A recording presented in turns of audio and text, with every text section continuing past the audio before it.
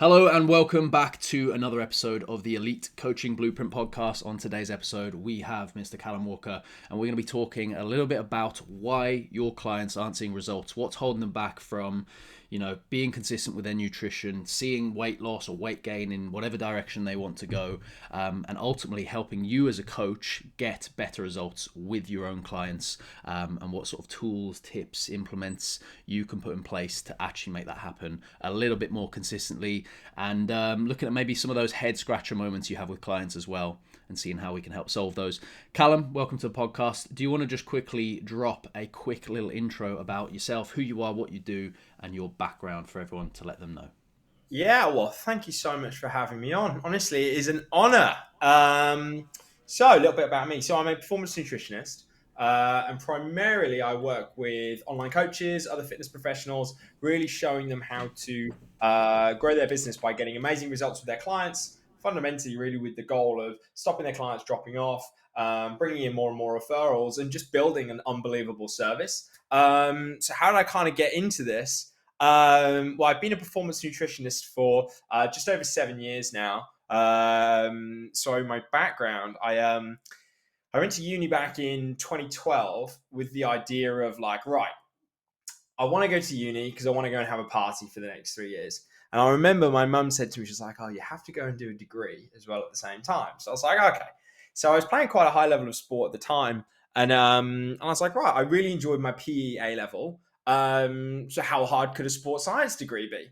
I mean, I was very quickly wrong, but what I found was that, like, for the first time in my life, this was like the first ever academic subject that I was fully kind of like on fire with, and really kind of like got my brain moving, and was the only ever subject that I ever was actually like, I'm so excited to actually turn up to these lectures and really kind of learn and absorb as much information as possible. So I did a sports science degree to begin with, and then in my final year, I really kind of specialized my final modules on performance nutrition, and then I got a scholarship to do a master's degree in performance nutrition back in 2015. I worked under Professor Craig Sale, who's done some of the world-leading research on creatine monohydrate, beta-alanine. So then I finished my master's degree, graduated with distinction, and then decided to go, right, okay, I'm going to apply for loads of jobs that have absolutely nothing to do with what I've just learned for the last 5 years. So I was actually applying for a load of sales jobs, and graduated as a nutritionist. And while I was like getting declined, my uncle came along and was like, "Look, you're looking for jobs. Can you just help me lose a little bit of weight?" So he was 50 years of age, couldn't cook, didn't know what to do in the gym. So I went to the gym with him on a weekly basis. I taught him how to cook, showed him what to eat, and he lost 2.5 stone. And I was like, I really enjoyed that. Like, I really enjoyed that whole process. Why don't I just do this for a job?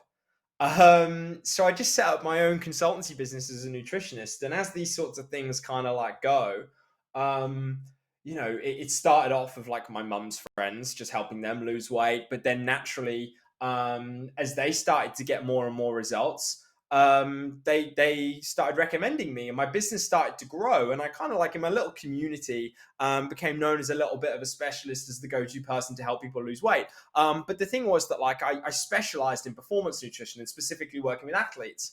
And one of my close family friends, he was 17 at the time. He'd just been offered a contract to sign up for a professional cricket club, and I started helping him with his food. And they were looking for a nutritionist for their academy, so I started working with them. And then off the back of that, over a 5 year period, I built my own one-to-one private coaching business, so helping people lose weight, transform their lifestyle, working with professional doctors, helping people reverse type 2 diabetes. And then off the back of that, I then became the nutritionist for 2 professional sports clubs. It started in the academy, and then I ended up working with all of the first team lot. And then I got introduced to so many professional athletes off the back of that. So over the past 6 years or so, I've worked with Premier League footballers, international cricketers, professional golfers. And then I decided to make the switch towards really kind of showing personal trainers, other health and fitness professionals, how they could level up their own nutritional knowledge. Really, because I kind of felt that like it was just such a huge gap in the market, but not necessarily just the market, more just in the industry. That I remember that like back in 2012, when I first started my degree, I qualified as a PT, and I'll never forget the amount of nutritional information and education that was given me. And I remember like I started doing a little bit of like side PT, helping people out, and I was just like, I feel so let down. Like I just feel so let down that like my clients expect me to know what they should be eating, but like all of the information and research that I'm kind of actually kind of pushing their way is just stuff that I've learned off the internet. And it was just so conflicting that, like, you know, you've got people down there, this end saying that life's problems are solved by a calorie deficit. And then you have other people down this end who are basically saying you look at a carb, you're going to die. And there was just such a confliction. And I really kind of just felt a massive amount of understanding and empathy for personal trainers and other health and fitness professionals, because like all of this information isn't out there. So then I really made it my mission to take all of the lessons that I've learned over the past 6 years in elite sport. I'm also doing a PhD at the moment, looking at optimizing body composition through different dietary strategies, and really taking all of these lessons and all of these mistakes that I've made and applying them to other health professionals really in my sort of boat. So I now run a mentorship program working with PTs, online coaches, really kind of turning them into an amazing coach, not only through just acquiring more knowledge, but more on the actual human to human aspect of things, on how to really influence someone to take action in a long-term and sustainable manner. Amazing. So, to be honest, that sounds very, very similar. Well, similar kind of paths into sort of the coaching sphere that I kind of went down as well. In terms of went to uni, wasn't really my undergrad, wasn't anything. I did a firefighting degree and I was going into firefighting, and very similarly kind of fell into coaching, went into my master's, which was like sports nutrition, so focus on health in athletes. And then again, very much a mixed background, like having worked with MMA fighters and boxers, runners, cyclists, you know, a team who was doing like an Arctic expedition, all across the board. There's so many different approaches to nutrition. I think you do notice this very, very commonly. I think there is a huge error in terms of how PT qualifications are run, in terms of the nutrition support that, you know, PTs actually get. I understand it from the point of view that you don't want just any sort of Tom, Dick and Harry going about and prescribing you should be eating XYZ for your health and kind of the benefits that people want to be seeing within their life.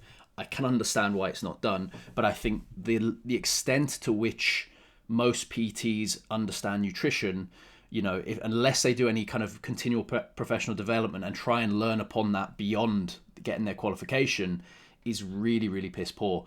And I think, you know, for anyone who's listened to this podcast, anyone who is interested in that whole world of sort of self-development, especially within your own career as a PT, as a coach, as an online coach, as a nutritionist, whatever it is, that is like a fundamental of what you're doing to be able to get better results with your clients, is that continuous development of okay, what's the latest research showing? What can I do to improve my skill set? How can I get better results with people? And very, very much what you said there, which I think is a great sort of segue into the topic that we're going to talk about today, is, you know, it's not just about the calorie deficit, do more exercise, run more, walk more, drop your calories, back yourself into a corner. There is that sort of, let's call it soft skills, the human element of working with someone, which is why people are fundamentally overweight and struggle to lose weight in the long term, right? So maybe that's a great segue into it. Maybe we can talk about this, is why are people overweight? Why do people struggle with losing weight, and why are people in the position they're in? And I think, you know, the main thing that people initially think is, well, you've eaten too much food. Yes, technically you have eaten too many calories for too long and you've gained weight and it's accumulated over time. But what are the reasons behind this? And I think this is where most coaches can really get the most out of their clients, is if you can understand these factors that go into this, you're going to have so many more tools at your disposal and at your arsenal to be able to help your clients. So it could be a case of, okay, one of your clients is overweight because they struggle with emotional regulation and they use food to sort of dampen any stressful situations they have in their day-to-day life. It could be an argument with their boss. They could live in a really stressful situation with their partner, and that causes them to sort of want to overeat to get a hit of dopamine or serotonin to fix a very short-term effect of how they're feeling in their day-to-day life, and they can't manage that. It might be a case of they just lack understanding of their nutrition. They need to understand things a bit better, and they under track things, or they over track things, or they forget liquid calories. It could be a case of genetic factors, right? It could be a case that they have more hunger hormones kicking off because they are a certain way and their brain just wants certain foods in certain ways, and they just get such a more higher stimulus compared to someone else. So if you took two people and compared them, they just get triggered off by certain foods more. It could be a case that they, I don't know, have a genetic variation that makes them have certain foods taste more bitter, right? So those like cabbages, sprouts and things, there's genetic variations that make people find those foods more bitter. So there's so many factors that lead into this: environment, genetic factors, health factors. If someone's got IBS, they're going to struggle to eat a certain kind of diet, and that's going to lead into them being naturally the skinny person, or maybe the person who's overweight because they choose to eat in a certain way. So there's so many factors that lead into why people are actually overweight. It isn't just a case of they're consuming too many calories or why they struggle to lose weight. What are the kind of main factors that you see with the coaches that you work with when they're struggling to get their clients to lose weight? What do you think is kind of the key factors that are really at play here?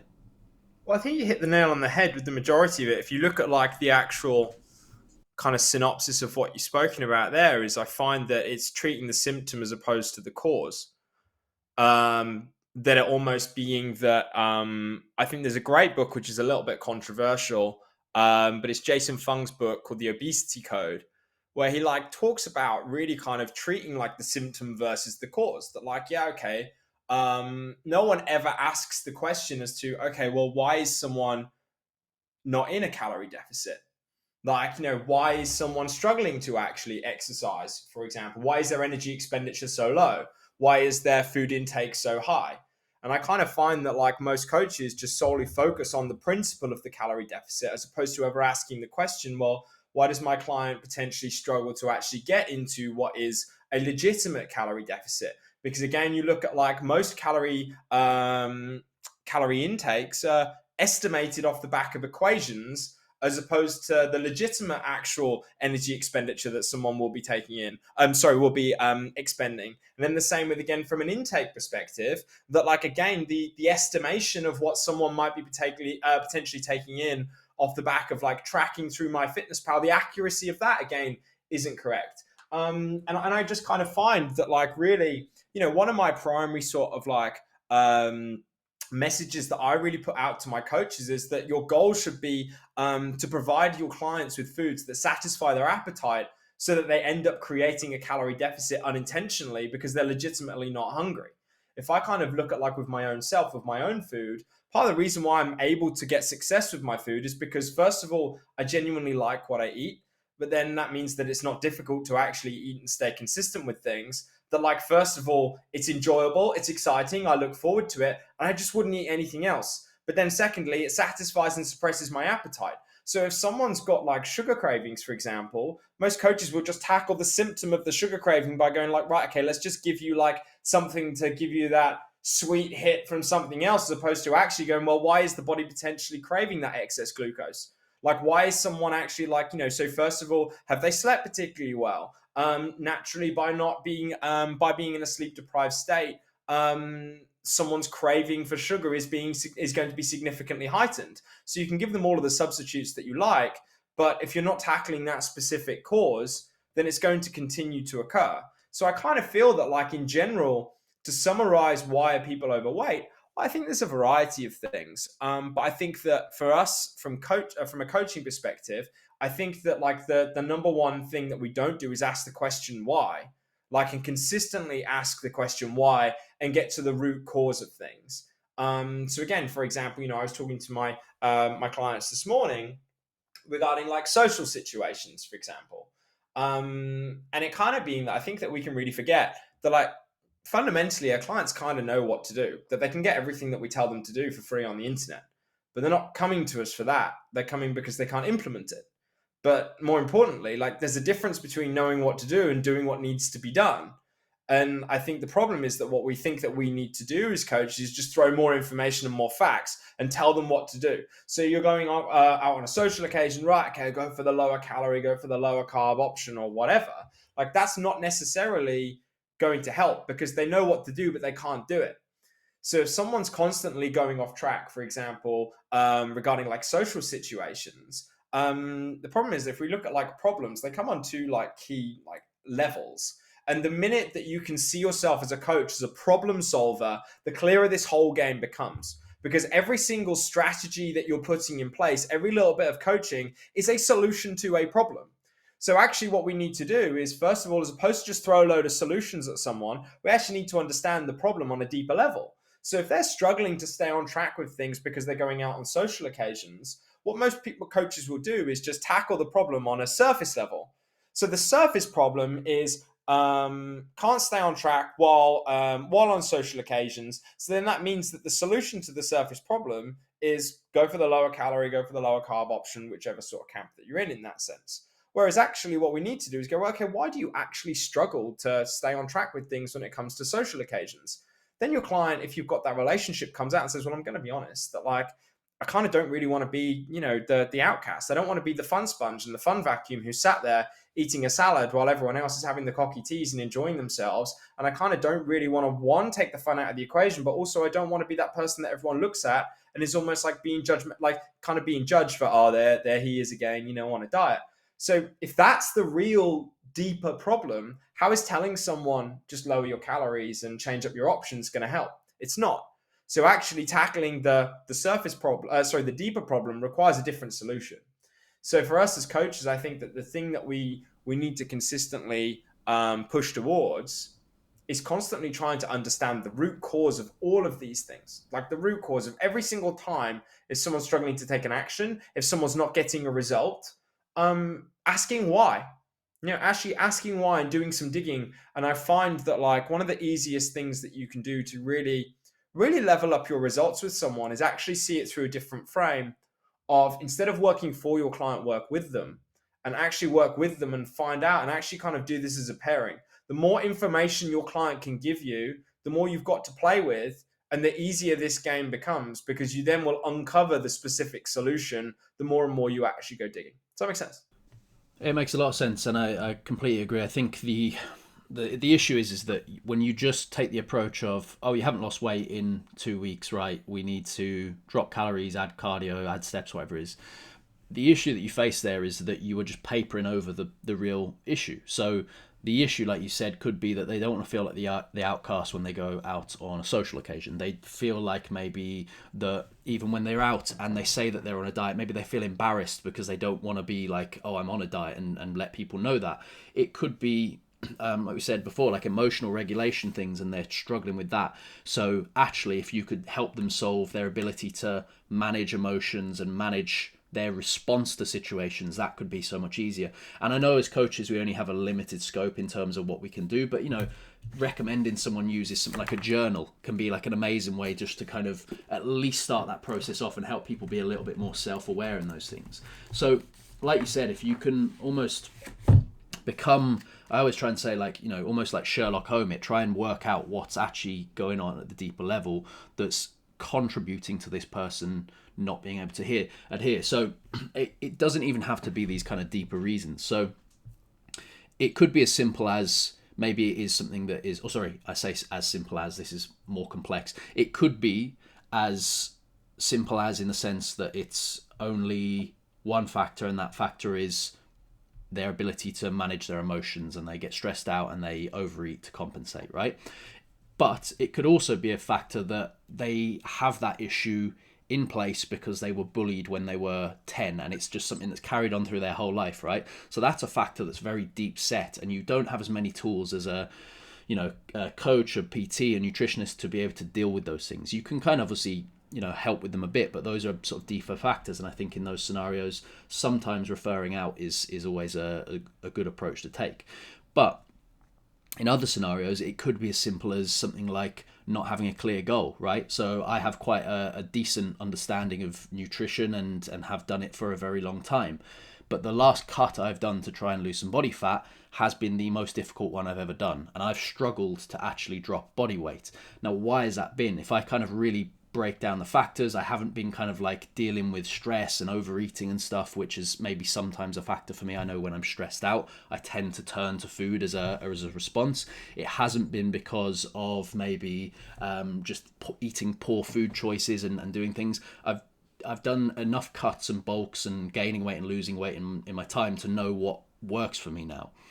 The reason that's kind of actually factored into this now is I didn't have a very clear goal and a strong reason behind what I'm doing. So it can be as simple as, do I actually want this outcome? And if I actually think about, the result of me wanting to lose weight at the moment, I'm very content with my body fat percentage. I've got no real driver behind wanting to lose that weight. It's just because I've gone through that process so many times, it seemed like the next logical step. So it was kind of like the autopilot decision I made. But actually, when I go into the process, I think, I'd much rather be able to go out with my girlfriend and have a pizza, or I'd much rather be able to go and have a couple of beers with my friends, or I'd much rather be able to, just chill out and watch something on the sofa and not worry about my calories so much, which you do have to do when you're on a restricted amount, because you're thinking, oh my God, I can't fit this in and I've got to get that. When you're at like maintenance calories, it's way easier to do that. So there's so many factors playing in. And if you have that approach of, like you said, like working with the client and trying to do the investigative work to understand what's going on behind the scenes, you often give yourself more tools to be able to solve clients' problems, not just in that scenario, but going forwards, you're going to find similar scenarios and situations. So I think that's a key factor. If you were working with people and they tend to find that, I've seen this with a lot of coaches, they get frustrated when clients aren't able to adhere. Typically, I think it's because they don't understand those factors, but I don't know if you've seen that yourself with any of the coaches you've worked with. What, frustration with the client not following the plan? Yeah. Yeah. Like for me, I think back to my early days, it was fucking painful and it was frustrating. It was frustrating. And I think that I think there's two ways that you need to kind of look at it, like the short-term lens, but then also the long-term lens.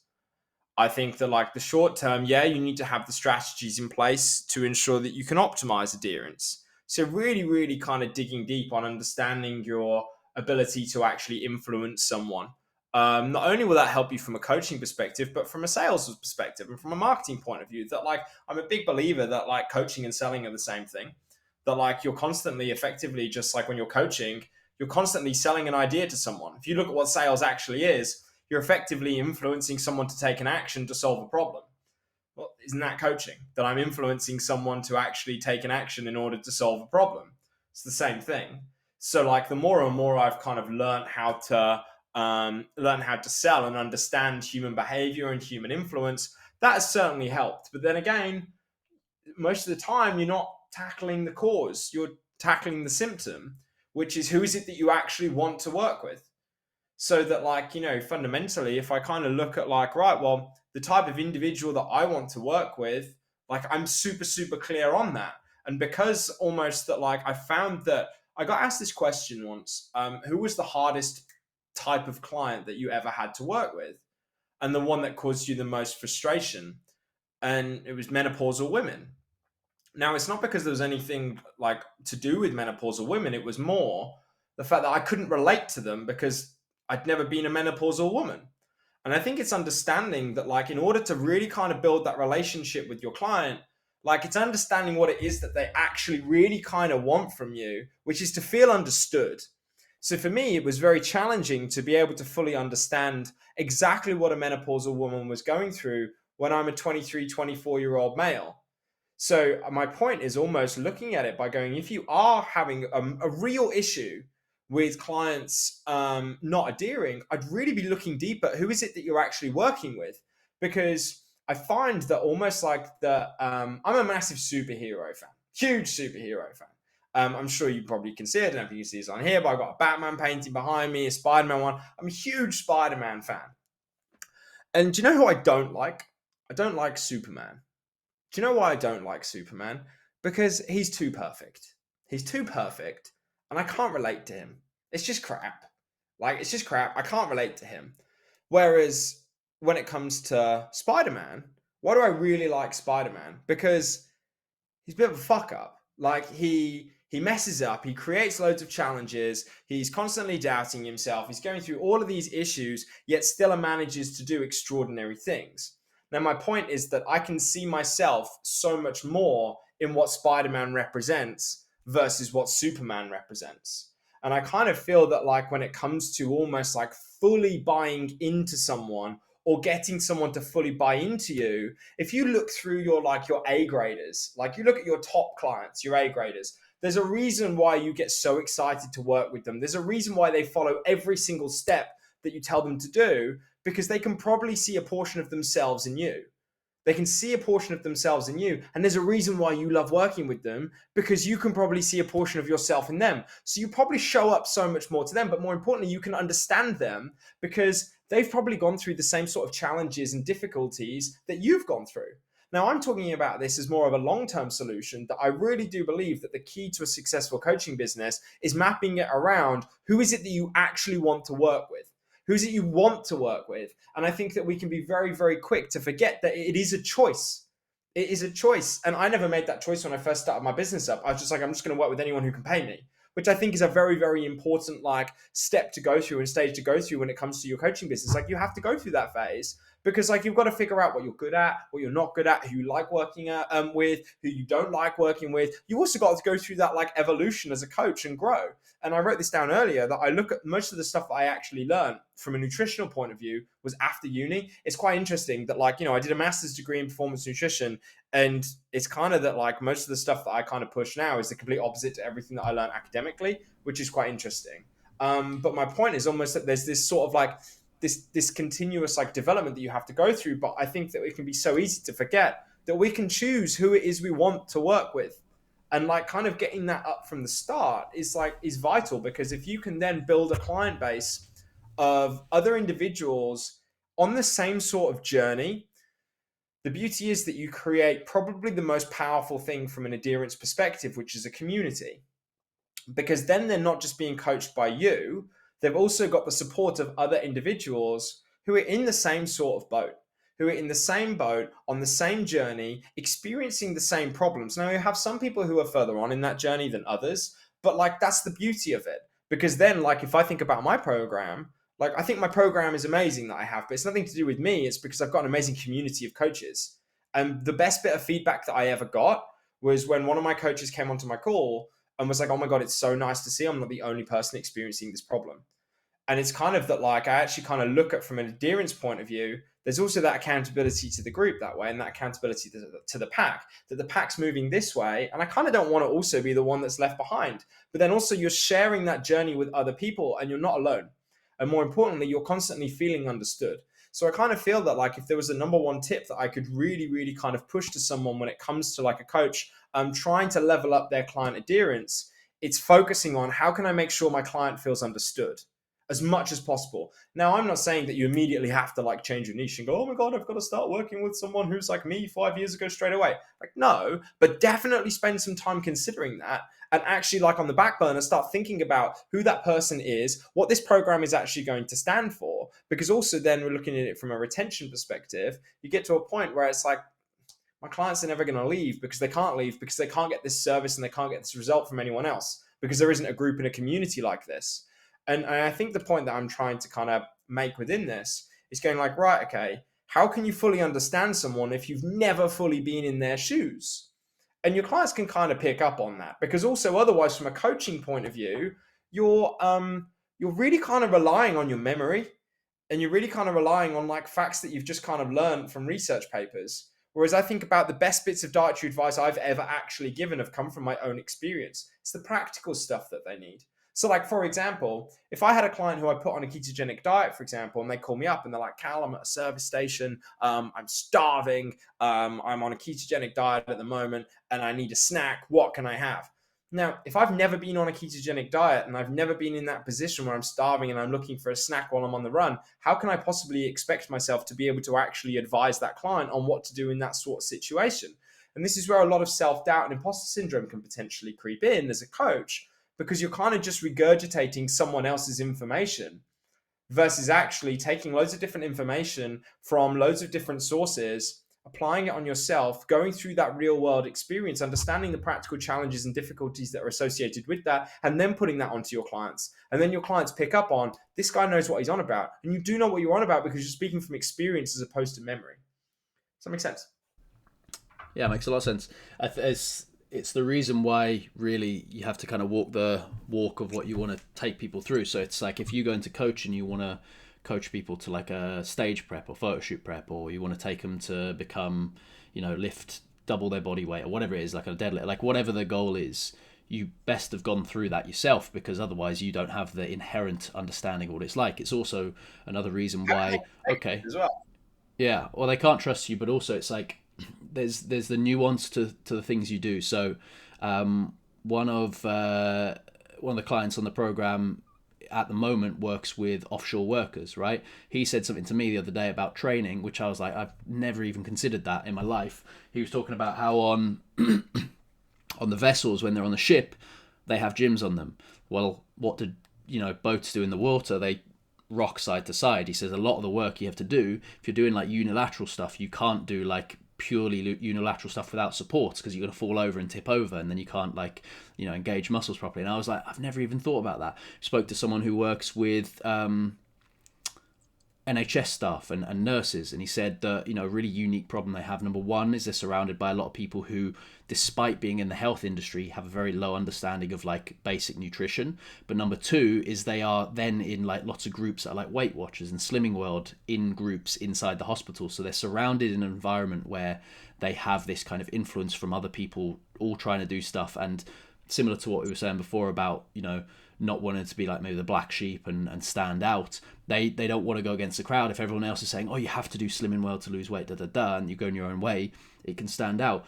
Another unique, like, nuanced understanding of how someone's experience is going to be is, again, he was saying that a lot of the nurses really struggle with the sort of cafeteria. It's not because of the type of food, because you can learn about, okay, what kind of foods can I eat and what's like portion control and stuff.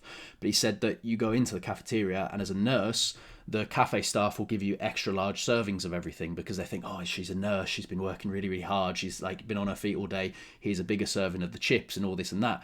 So it makes your job a lot more difficult. That's one of the reasons why people tend to struggle to lose weight if you're in office environments, for example. If you've got loads of snacks around you all the time, or they bring in pizzas on a Friday, we know for a fact that if things are present, it is harder for you to say no to them rather than them not being there at all. It's like, if you have clients who are buying snacks and they just say, oh, I'll just have one a day kind of thing. I do it myself. I buy a pack of snacks, and I, with the best intention, and every now and then I'll be like, I'll have one like in the evenings. Every now and then I'll have two, maybe I'll have three, and I'll be like, fuck, now my calories are off. I have to do this. I have to compensate for it. Now, maybe I understand how to do that, but a client who isn't that good at their nutrition is still learning that process, maybe not like capable of auto-regulating in the same way, or if they're moving away from a position of pain in which they are trying to lose weight, they do not want to be overweight, they may feel embarrassed about that situation, they may not even tell you. So then you end up in this situation where you're struggling with people who are like secret eaters, or they don't log everything, or they're not accurate, or they're not honest with you and open with you. So having that nuance and understanding allows you to break that barrier down in between you and your clients and say, hey, I understand this experience, and this is what I did to kind of circumnavigate it. Like you said, I've tried this diet, I've done this approach, I've worked in that sector or in that job. I know what it's like when they come in on Fridays and your boss celebrates, hitting a new KPI with pizza and donuts. I know how hard that is to turn down. Here's the approaches that you can take to get through that. And that's what really sort of allows you to stand aside from everyone else. And one of the biggest things we do on our program, like you say, is work out that niche. Who do you want to work with? Because you are going to be able to speak directly to them. You're going to have a message that packs a punch when it comes to talking to them and their specific issues. Otherwise, you're talking very generally, and it doesn't really kind of talk to anyone. It's that whole sort of thing of, try to talk to everyone, you talk to no one. So really finding who you want to work with allows you to have those unique experiences, have an insight into what they will struggle with, and have an insight from memory, not just, retaining facts and figures. You can, remember, oh, when I went into that spa garage, like you said, these are the options I had when I went on a keto diet. I've never done a keto diet. I would have to look that up myself as a coach. But if you've done that, you would know those approaches. And if that's the approach you want to take with clients, amazing. Then you know exactly like firsthand what it is. And like you said, that taps into stuff like imposter syndrome. No one can argue with your own experience. So if you're saying this is how I got from A to B in terms of losing weight or building muscle or increasing my deadlift, no one can argue with that, because that's your unique experience of who you are and what you've done. It's not an arguable fact. And that's where people struggle with imposter syndrome, is they think, fuck, what if someone calls me out on this, or that study I read, there's something conflicting that, or whatever it is. And we know that, nutrition is one of the most like dogmatic kind of, people have such fundamental ideological beliefs around what's right and wrong, despite the evidence that's available to them, that you kind of end up in the situation that, to be honest, whatever you say is going to have some level of kickback, and you can always find a study that's going to say the opposite of what you say. So the reality of it is, it really comes down to, again, what are those soft skills? We know that calorie deficit is important for fat loss. We know that protein is going to play a role. Outside of that, picking something that works for you and your clients and their specific issues is an important factor. And then I think the next major step is understanding those factors that lead into it. So the environment, their genetic factors, what they struggle with, what they do for a job, who they are as a person, what their psychology is, all these things, how you can work with people. Those are the factors that truly get the result, rather than, oh, I've put you on 50 grams less carbs because this study said blah, blah, blah. It's the human element that really plays the major role in it, I think. Yeah, I also think that we've got to be very careful when it comes to interpreting research. And this might sound a little bit controversial to some people, but I feel like you should be guided by research, but then also looking at it in like twofold. First of all, it's done in a lab setting. So actually, like, considering I'm someone who's put together research studies before, I'm in the process of doing one at the moment. It's not a normal setting. Like, it's not normal. So actually, you look at it and you go, well, how much can we fully look into the actual results that have taken place? And I think the other thing, which is something that I'm really interested in, is that I truly believe that there is a spectrum of someone's ability to burn fat and lose weight.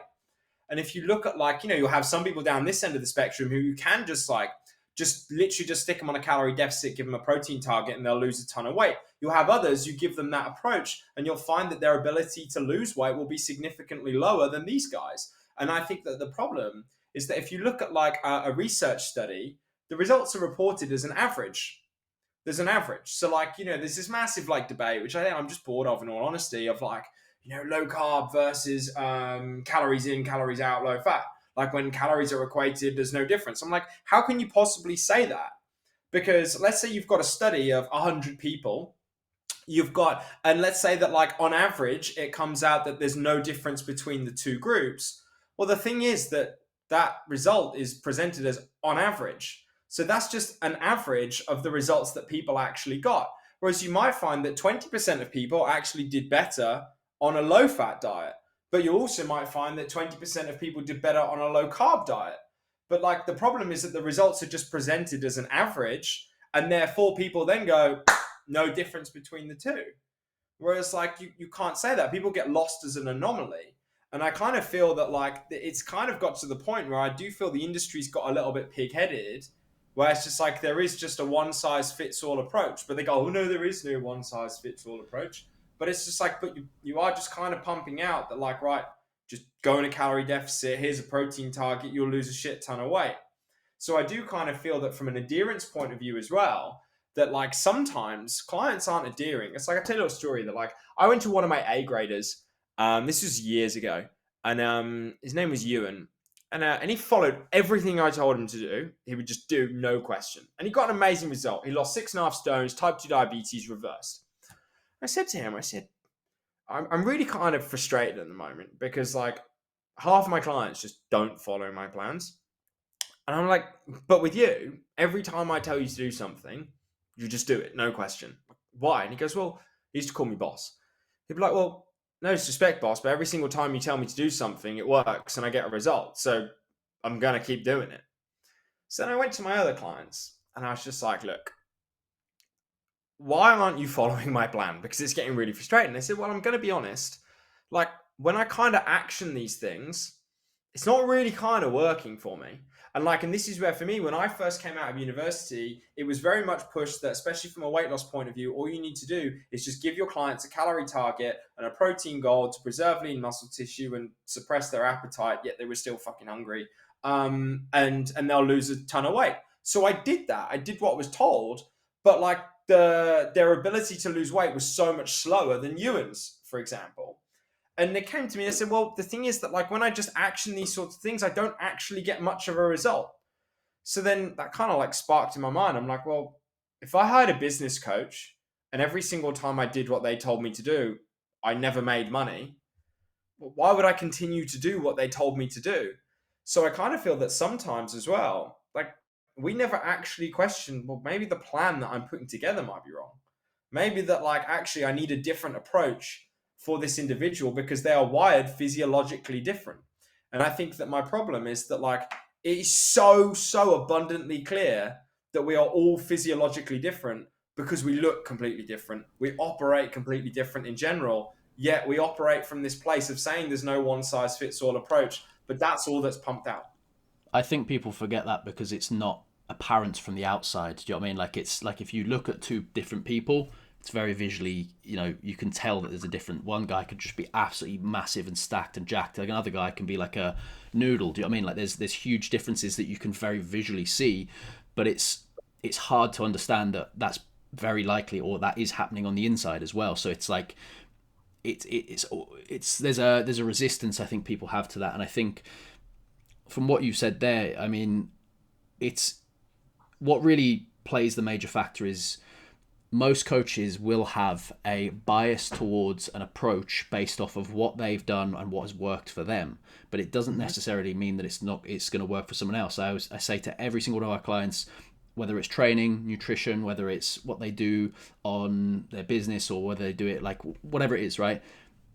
There is what's optimal on paper and there's what's optimal for the client. And if you're not able to carry something out, or there's, factors at play that are not allowing you to do whatever you're meant to do, then you are going to see variances between people. So you need to find what works for that individual. So again, having worked with a lot of different people, one of the weirdest situations that I kind of came across, and I've always tried to find this diet, I always Google it, I can't find it. Basically, this guy came to me and said, I want to kind of lose a bit of body fat, I'm a bit overweight, wanted to lose, a bit of weight and whatever it was. And he was adamant that one of the factors that played a role, and I asked him, is this for religious reasons? He said no, like it's like he's very spiritual, but it's not religious. And he said basically what he needs to do is, it was something along the lines of the palette of what he was eating had to match different phases of the moon. And I was like, this is extremely weird. I had to put a diet plan together that was like, along those lines. But at the end of the day, I thought, well, what's going to happen here? If I go in and say, hey, you know what? You can eat carbs. You can do this. Let's eat a bit more like this and have more protein, That on paper works. And I know it works from having used it myself and with other people. But if I go to this person and say, this is what you're doing, it's completely different to what you believe in and what you are going to be, open to trying and stuff. First of all, I'm going to have a huge barrier to actually getting someone to even adhere to something in the first place. So you have to be able to kind of get past your own biases. And you may hate keto, for example, but if you have a client come to you and they really want to try it and they're just like, it's all they're going to be talking about, and that you're going to get a lot of fight back, maybe the first best approach is, okay, let's just work with the client here and see what works with them. And if you feel like there is something that is maybe being done, let's say, quote unquote, wrong, then over time you can kind of educate that and try and push people more into a better direction, which is maybe healthier for them. But you're always going to find yourself in sort of clashing heads if you only stick one size kind of fits all approaches on people. You will find you get some amazing results with people, but you will also find that you get some really shit results with people. And it can be as simple as like, you may have something that works for something or someone, but there's factors at play that influence the outcome of that. So example might be, let's take myself and let's take a clone of myself, okay? Both of us exactly the same way, like we're identical in every way. We're going to eat to the gram everything the same. But from my childhood, when I grew up, I've grown up with a family who eat really, really quickly. Like we just scoff food down, and it's just how it's been done. And now as an adult, I eat food so fast, I get through it, and it's just naturally how I eat. And I've tried to slow down over the years and be conscious of it, but it's so like deeply ingrained, it's a very hard thing to do. Let's say the clone though has been able to eat a lot slower, and they chew more, and they just eat at a slower pace, and they finish a meal 5 minutes after I finish it, right? The clone is probably going to have a way easier chance of being able to adhere to a calorie deficit, stick to that diet for longer, not feel as hungry on that diet, because they are eating in a way which is going to kind of allow their body to, let's say, quote unquote, catch up with what they've actually put into their belly. They're going to get those signals shoot through their body and go, oh, you're full now, you can stop eating. And they're probably going to get satiety hit way earlier than when I sort of scoff stuff down. That's why, you have speed eaters and people in like eating contests. They scoff food down as quick as they can, because one of the factors that's going to play a role there is if you sit there and just try and eat things slowly, you're going to feel very, very full very, very quickly. In comparison, if you just scoff stuff down, your body doesn't have a chance to kind of go, oh, you've eaten enough here, like chill out now. So there's factors as simple as that can play a role. You said it before, sleep. Like if you don't look at the sleep, how your client's sleeping and stuff, that can play a huge factor in their ability to lose weight. You could be looking at factors in terms of their blood work. So we had a coach on called Sophie May. She's a women's health coach. She works with kind of hormones and blood work and stuff like that, right?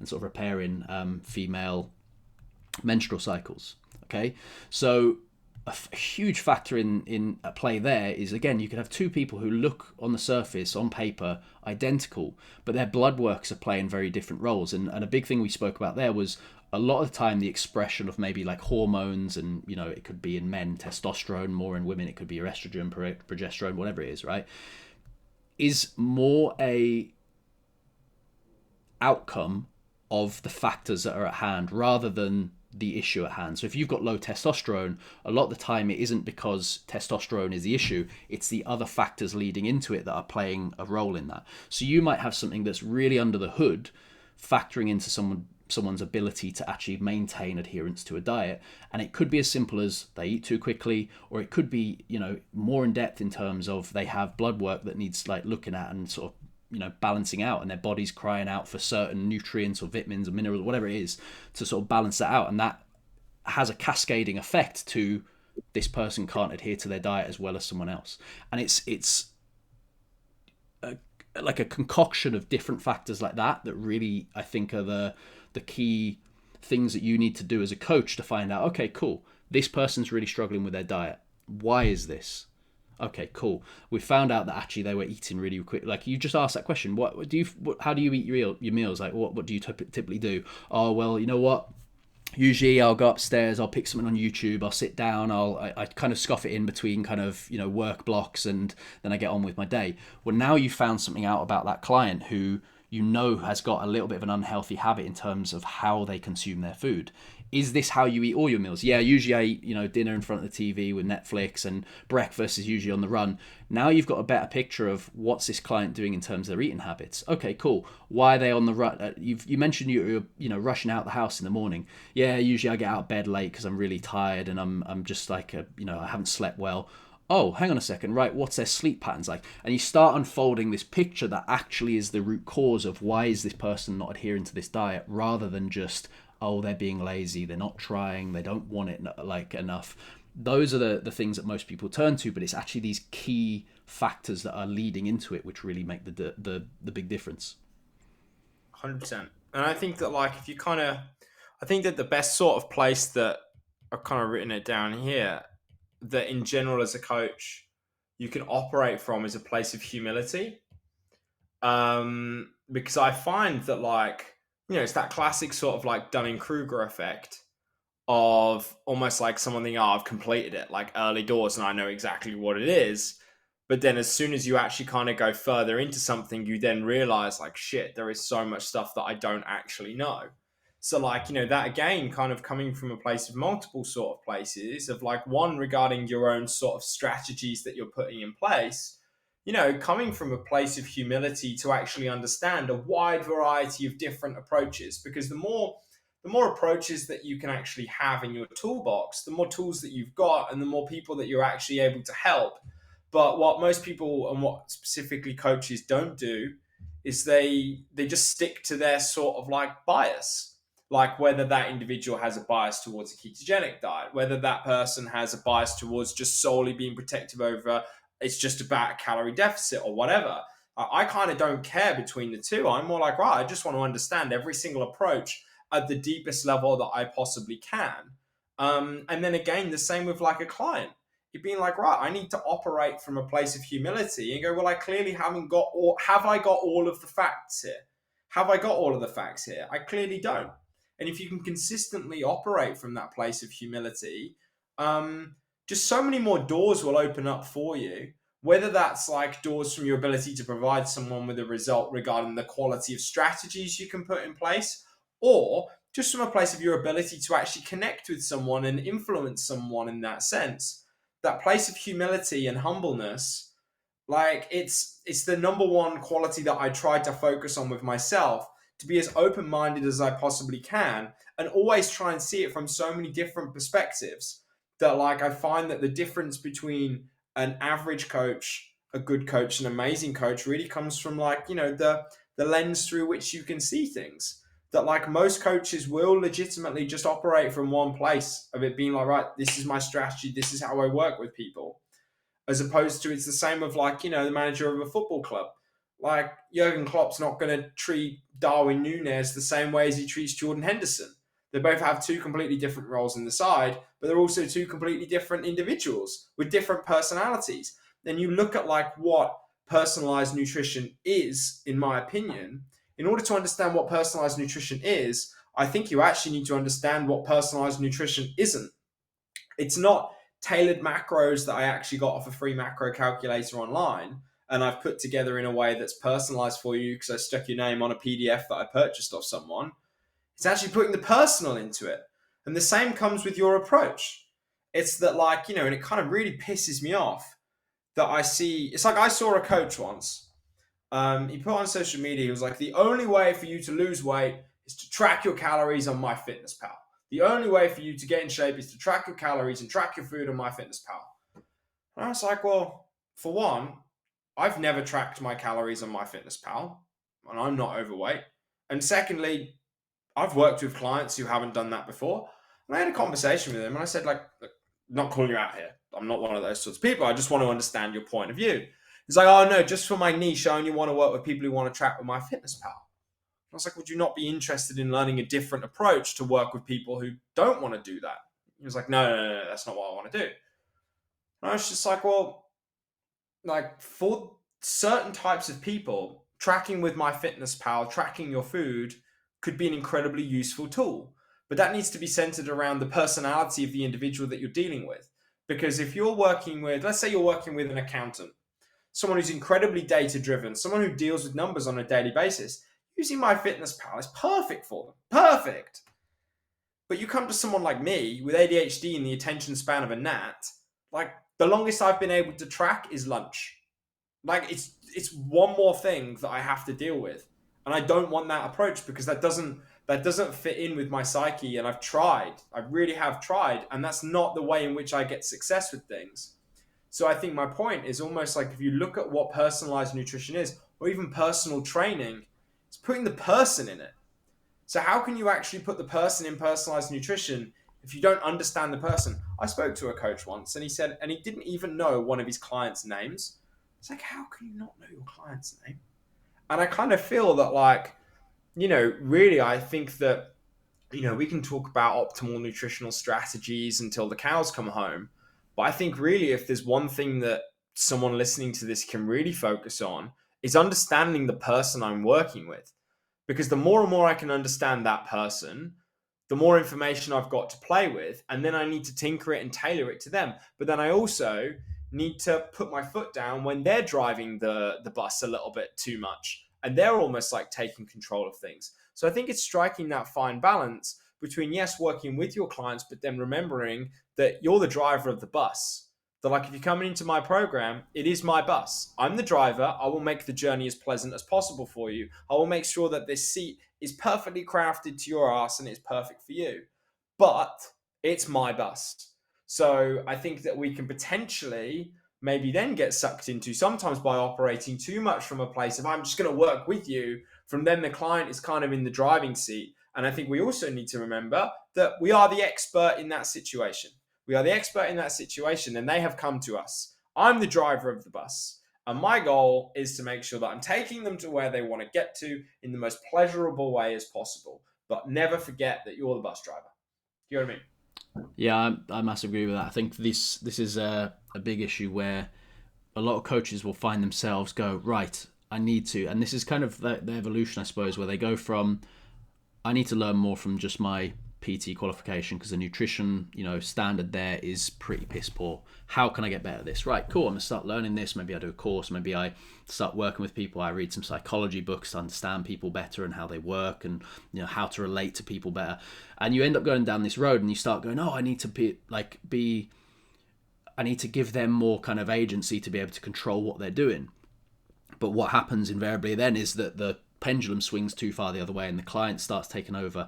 And that's a very dangerous situation to be in as well, because ultimately you're going to lose control of kind of like saying like the bus, and you have to regaining that control's more difficult than it is giving it away. Besides the point anyway, but I think the example you gave there was like, the accountant and then yourself, okay, someone with ADHD. Well, the accountant, like you said, would potentially love those numbers and be like, yes, it's amazing, like track all the little details and the nitty gritty of everything and all their micros and everything. They fucking love it, right? But you could also get an accountant who is sick to death of looking at spreadsheets and numbers after work, and the last thing they want to do is look at fucking typing things in. So again, you could have the exact same person, but it's their response and their emotional like reply Great to point. I want you to do this. Very same with ADHD. I think I've never been diagnosed, but I mean I would be extremely surprised if I don't have it. But if there's something that plays a role there, right? You take one person with ADHD just can't have that focus. You have another person with the ADHD who works with different. Well, actually, something where they're on their phone more and they can just be like, yeah, cool, and they can scan things and just be more active. Actually, they find that really, really easy. But the thing they struggle with more is actually that because they lack dopamine, is they're going to find that stopping eating is a very, very difficult thing to do. You could even just take like myself and yourself. I'm sure a list of foods that are just hard for you to stop eating, like hyper palatable foods that you just cannot stop eating. If there is freshly baked bread in the house, I will eat an entire loaf. There's no question about it. Like it just happens. Oreos, the same thing. And I tend to avoid these foods in cutting phases because I know that I just can't. Like physically I can do it, mentally I can do it, but it's You know what I so find much really, harder for me to do that. yeah, I tell you what I find really interesting on that point because I agree with you. Bread for me, crisps. Oh, crisps, like big time, crisp monster. Chocolate's never really done it for me. I've never really been much of a sweet kind of guy.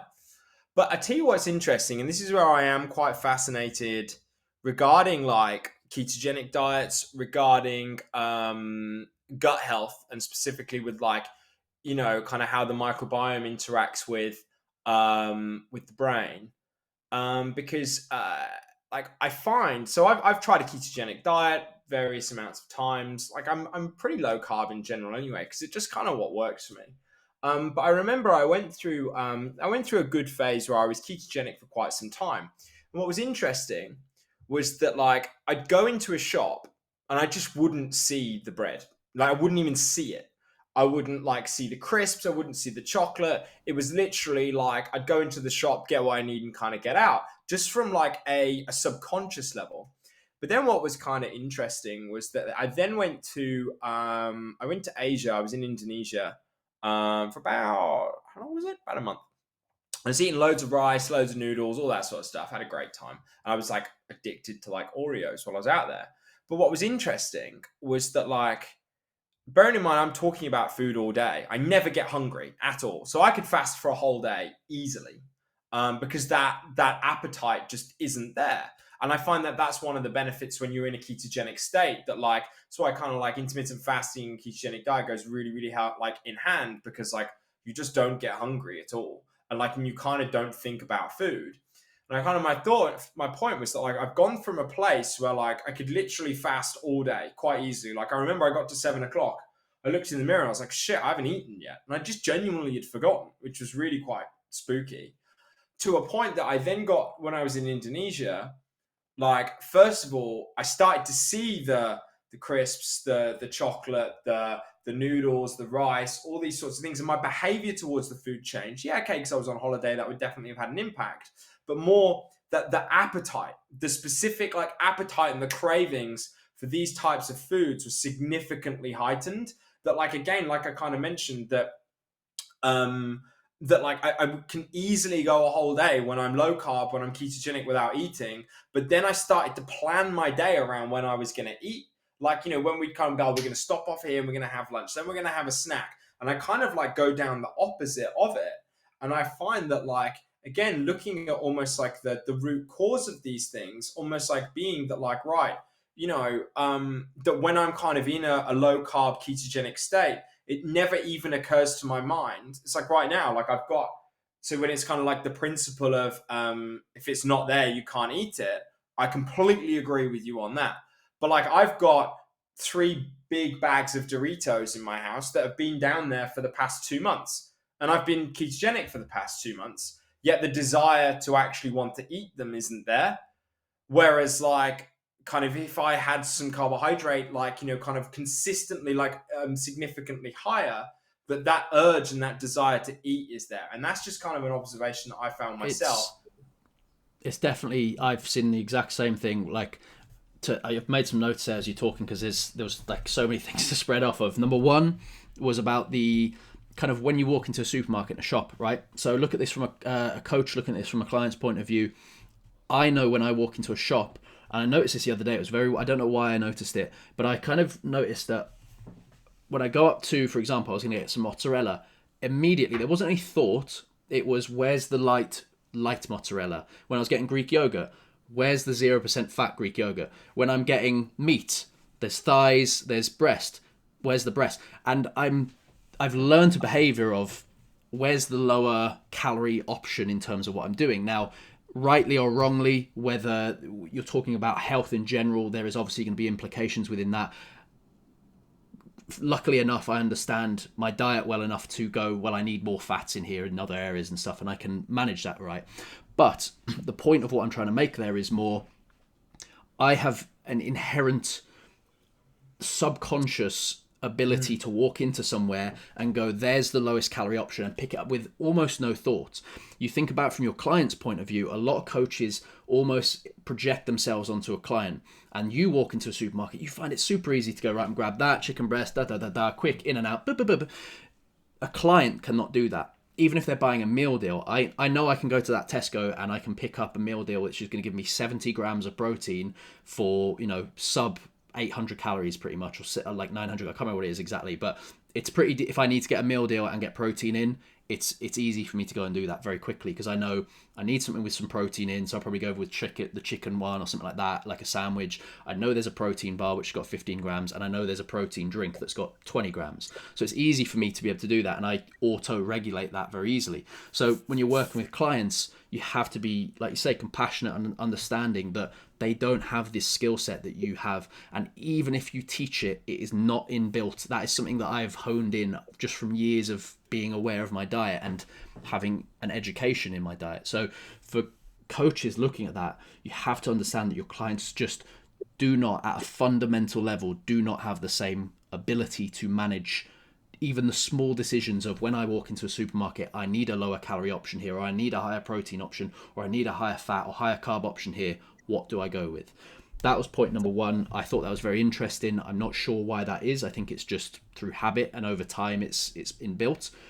It's good in some areas, it could be negative in others. The second thing you mentioned was about the gut biome. I think this is very, very, very interesting as well. I don't think there's nearly enough research that is out yet to kind of really base any like substantial stuff on it. But I think what the kind of general trend is that we're understanding is your gut is that they call it the second brain for a reason. It has a huge influence on your brain chemistry and how you react. It is where kind of serotonin is all kicking off from. Like, it's going to play a huge factor in that. And your body likes regularity. So if you are eating a ketogenic diet, your body is probably more likely to, it is going to digest that food better over time, because your gut microbiome is going to adjust to being able to digest certain foods better. So you put yourself in a situation where, okay, you've done keto for a while, you probably don't find those cravings as much, and you can kind of, get into the habit of not craving these types of foods, right? But suddenly you introduce something like Oreos and rice and bread and things when you go away. You've changed up what your body's used to, and suddenly you start getting these huge cravings as a response of that, and it's very hard to come off the back of it. Again, with fasting and not eating, I'm exactly the same. I've not eaten yet. It's 5:20. Yesterday I didn't eat till 7 o'clock, and some days it's just like that. I can go easily till 7 o'clock and not even think about food, and then I go, oh shit, I need to eat. I've got to get in 180 grams of protein and a full day's worth of food in the next few hours. But the point is, I could easily do that with no struggle.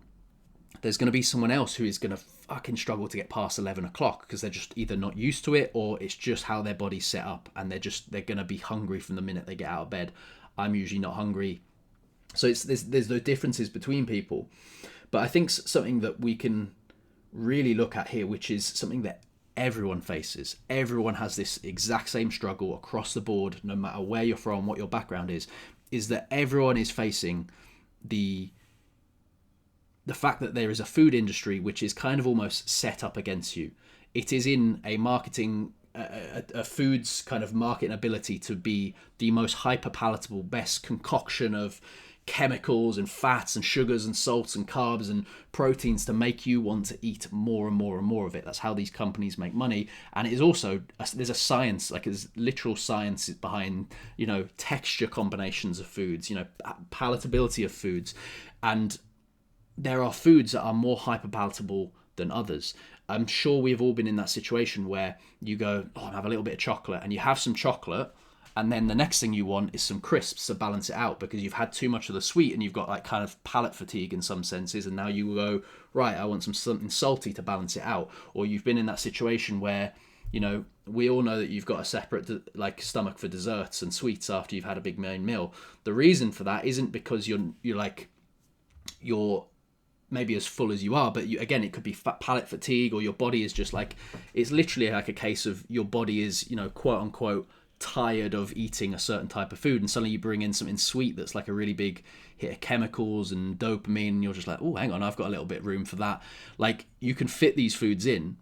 So everyone struggles with that, and this kind of hyper palatable mix of textures and things like that. Like, how rare is it? We spoke about Oreos there. How rare is it in nature that you would find something that is soft and creamy and really enjoyable to just have in your, that sounds really bad, doesn't it? Have in your mouth, but equally at the same time, have something that's crunchy and dry and, textured and crumbles in your mouth. That doesn't really exist in nature. So these weird combinations of like such a novel thing to your brain, even though you're used to having them, around you, it's a very novel stimulus for your brain when you kind of go into eating these things. So I think it's very, very interesting in terms of, the habits you have around what you eat, but also, are you setting yourself up for failure in terms of the types of foods that you eat on a consistent basis? I've got into a little habit at the moment of having a little bit of chocolate in the evenings. It gets to 9 o'clock, my body goes, chocolate. Like, it's just out of habit. I know I can stop that if I want to. If I want to go, right, cool, I need to tailor that back. I've had times in my life where I haven't eaten chocolate for months. So it's just about the habit and the routines, I think, as well, that play a huge factor there.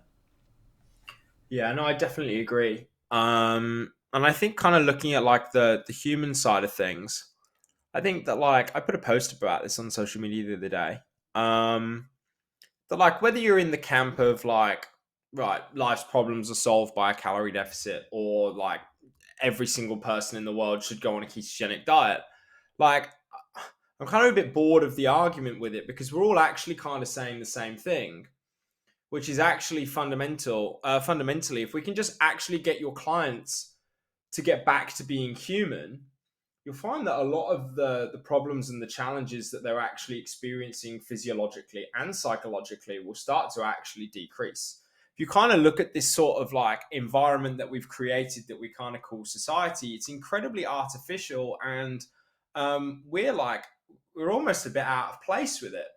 That, like, if you look at something as simple as like our light exposure, for example, we're exposed to more light than we ever would be at a time where we normally wouldn't be exposed to that sort of light. You look at the types of stresses that we're currently experiencing, like out in nature, we wouldn't really experience those types of stresses. The way in which the body actually responds to stress is very, very different to how it would actually be doing that in the wild. That it's almost like the kind of stresses that we're experiencing, the same sort of reaction that we're actually getting is almost as if there's a tiger in front of me.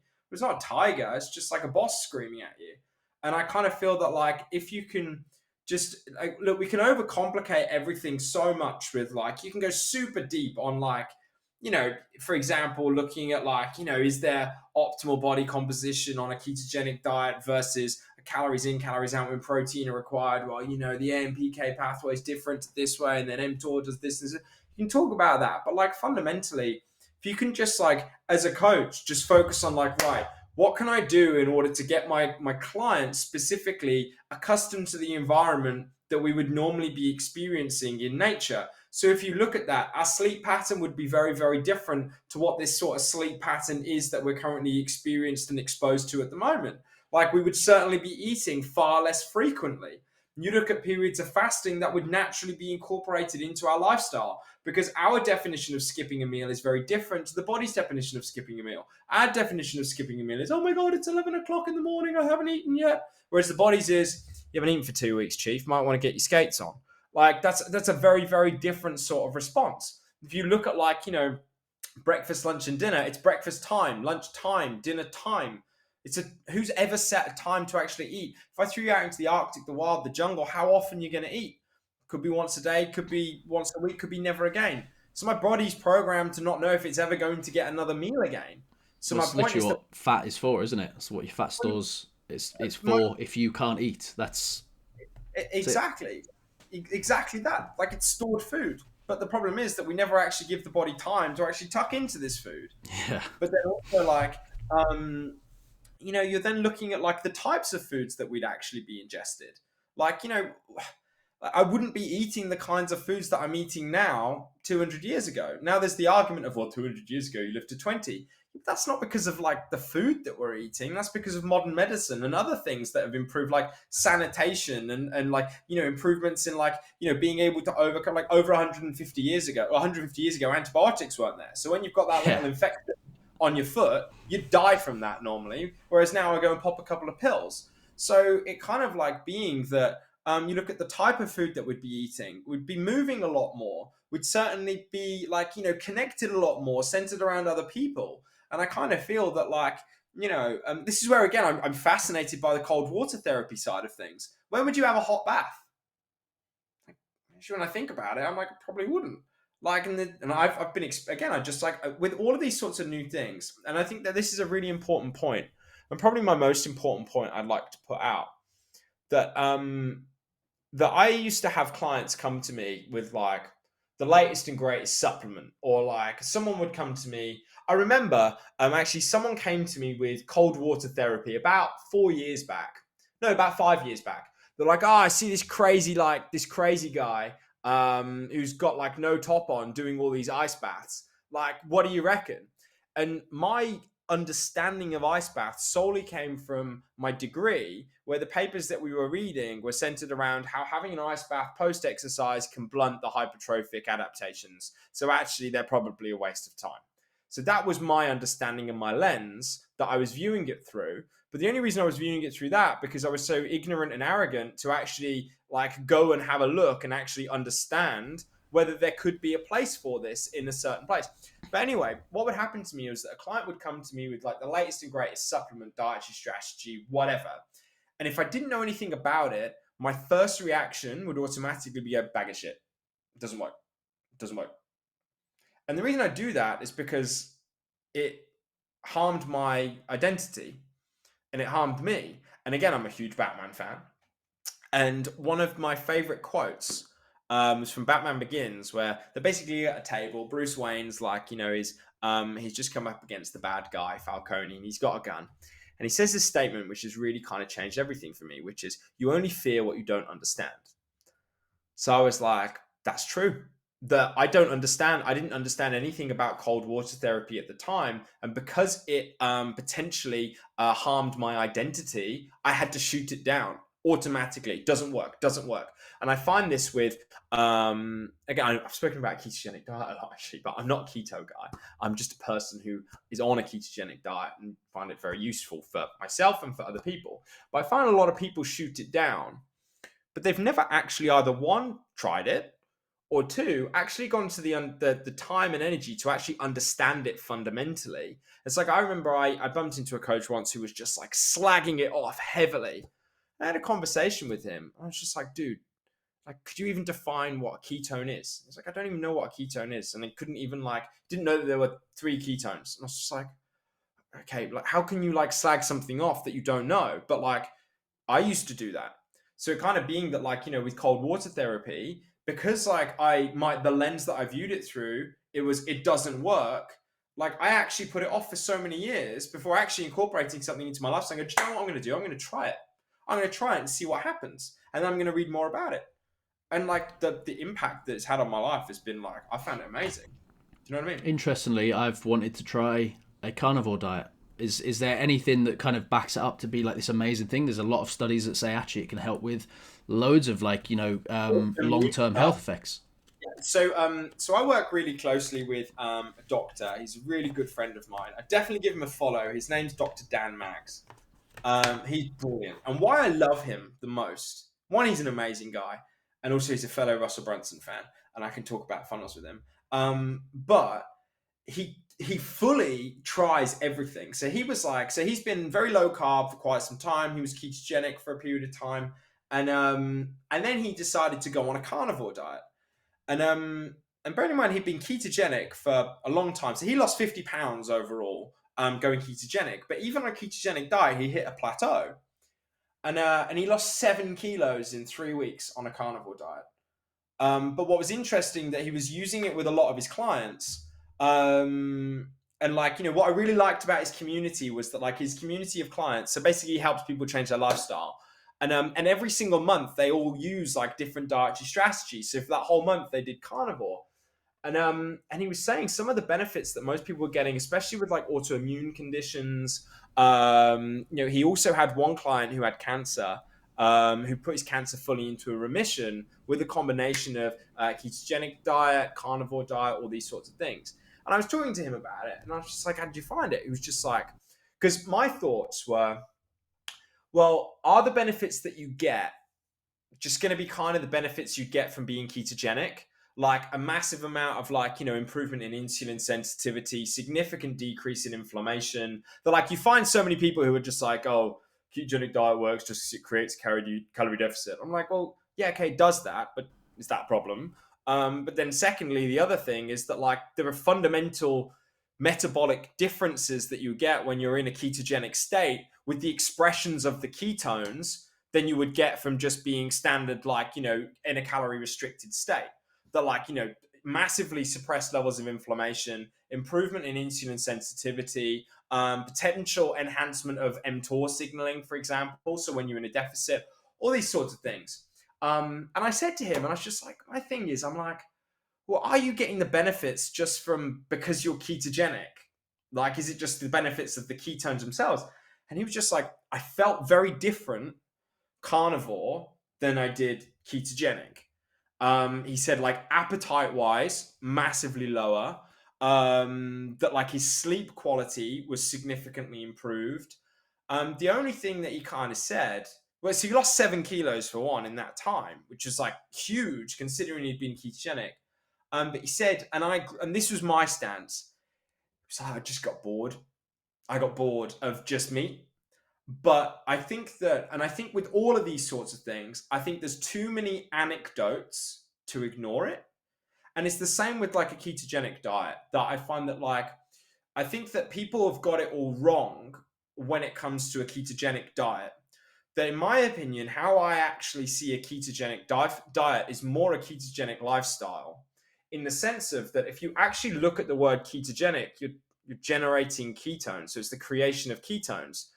Well, exercise is a ketogenic activity. Like, you could have an ultra endurance marathon runner, they go and do some exercise, they're producing ketones.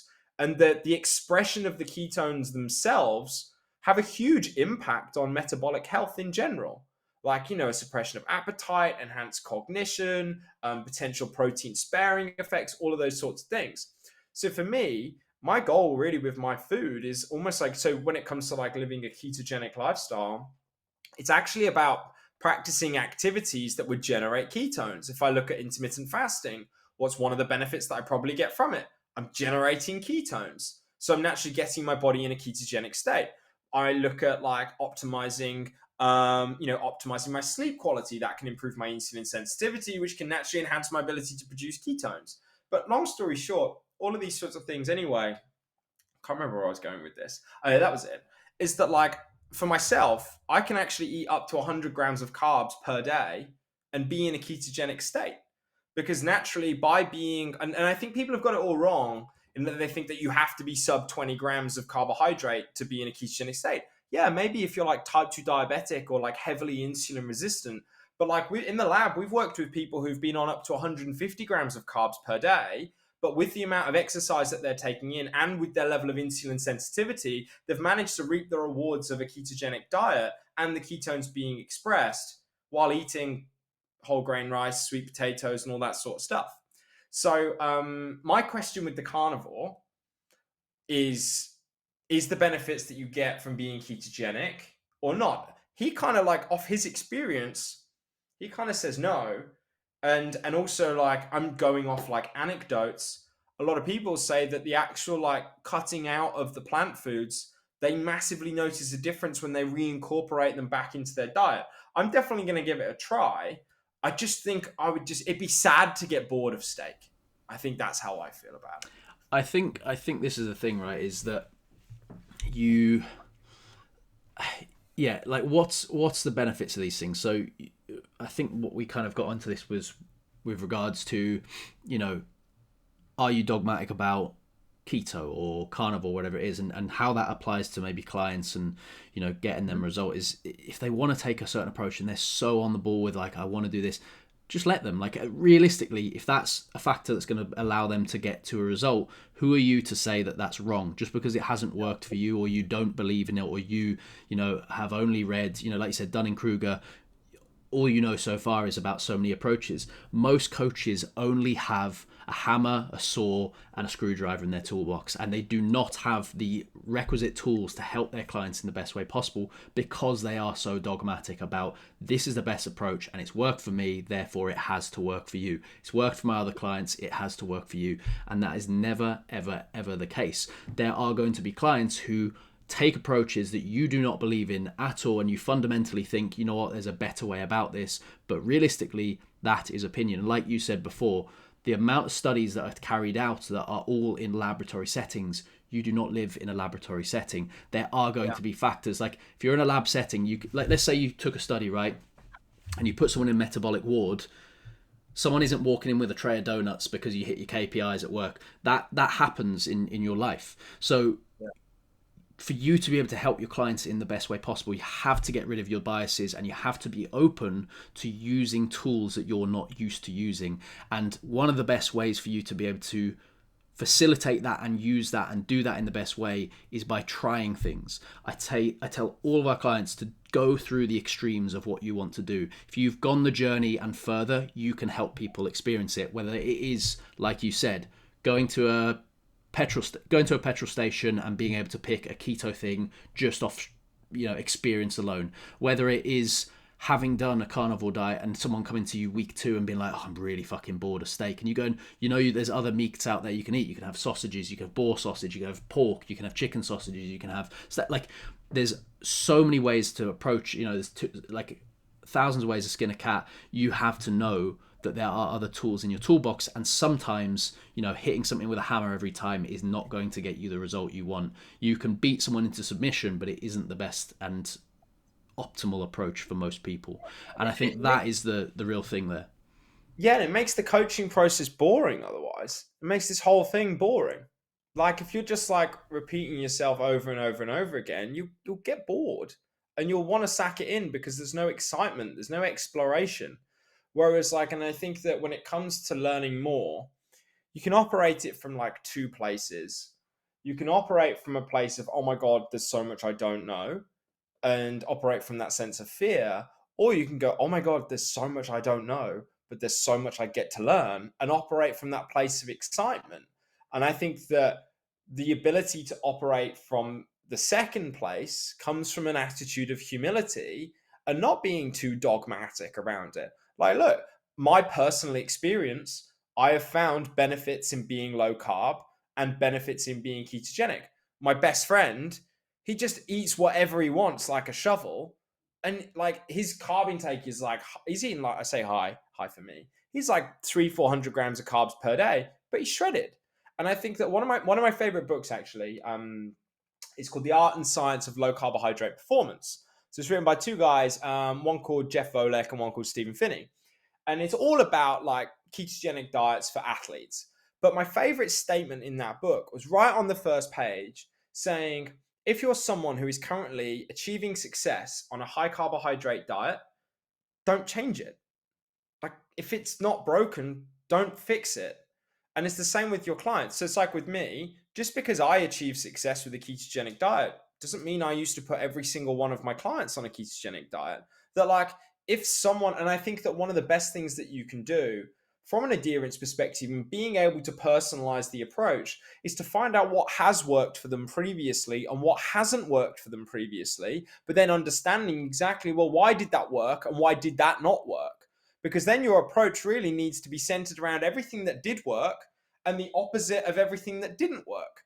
Because then you're playing to their strengths. So if someone came to me and was like, look, let's say from a weight loss point of view, I'm like, right, okay, what's worked for you previously? So, well, I went to Weight Watchers and I did Slimming World. And I actually got loads of results. So bearing in mind in my head, that's like a diet where they can just eat as much pasta, rice, potatoes, all of that sort of stuff as they want. Yeah. So that means that they're probably not particularly insulin resistant. So actually, they probably, from a physiological perspective, don't really need a lower carb approach. That has worked for them previously. But then I ask, okay, well, why did that not work for you? It was just too rigid. Like, it was too rigid in the way that it was like this point system. I can't concentrate on all that sort of stuff. And it just went to shit. And also, I didn't like the food. So then your focus isn't necessarily, oh, I've got to switch up the dietary strategy. It's, right, my primary focus and the questions that I'm asking my client is, are you enjoying what you're eating? Is the way that we're doing this actually facilitating your lifestyle? And by identifying where they've been previously and what has worked for them and what hasn't, then you can play to their strengths. And then more importantly, which is the most important part of building a rapport with them and a relationship, they've actually been heard. They've actually, like, you've actually gone out of your way to take the time to understand this person and actually kind of like put something together that is legitimately geared towards them, which is something that is very scarce in this fitness industry, in my opinion.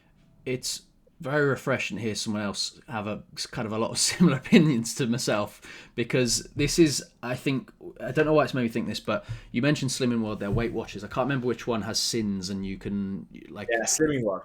Slimming World, right? So I think a huge issue with a lot of coaches nowadays is none of them think for themselves. It is repeating the same rhetoric that they hear on social media day in, day out. Slimming World has a rule, right, where eat a banana, it's no sin, or it's sins, and then if you you eat a banana, no sins, mash it, sins. Now, what you will see on social media is a lot of coaches go, oh, how's it getting calories, blah, blah, blah, blah. It's, the issue here isn't the case that that calorie has magically gained calories or not, that banana has magically gained calories or not. It is a fact that you've broken a banana down, and fiber, and you breaking things down and living a healthy life, and your health in general has, that is part of digestion, that you being able to digest that banana and break it down and use that in a way that is useful for your body in terms of like maintaining gut health and not getting that, like, that image that is like so prevalent on social media, which is jam on white toast, 150 calories or whatever, avocado on wholemeal sourdough, 400. good for you versus bad for you. I'm like, they're two completely different things. Like they're What's two the completely outcome? Yeah. different things. They go through two completely different metabolic processes. Like So it's being that dumb. it's crazy because it drives me insane because yes, you have mashed that banana. Yes, it's the same calories, but your body is going to break that down in a very different way in terms of how you do it. Again, it's what's another way of maybe using this? Let's say you go to a bar, right? So that one of the ways you can get drunk quicker is you have diet drinks with your alcohol, like a vodka diet coke versus a vodka coke, was because there's fuck all calories in diet coke, so your body doesn't suddenly go, oh shit, we need to start processing this differently, and it lets it all through a lot quicker, and you digest it in a different way. That's why you're going to get a lot drunker quicker on like a diet version than a one with a ton of sugar and carbs in it, because your body's going to go, whoa, slow down, we need to digest this and process this a lot more. So it's a different kind of process in terms of what you're doing. And again, perfect example, the two toasts, here's one, here's another one. Your body uses things differently, and if you only come at your client's success from a point of view of what has less calories, how can you eat less calories, a big piece of advice is, oh, swap out your chicken thighs for chicken breast. It has less calories, it has less fat.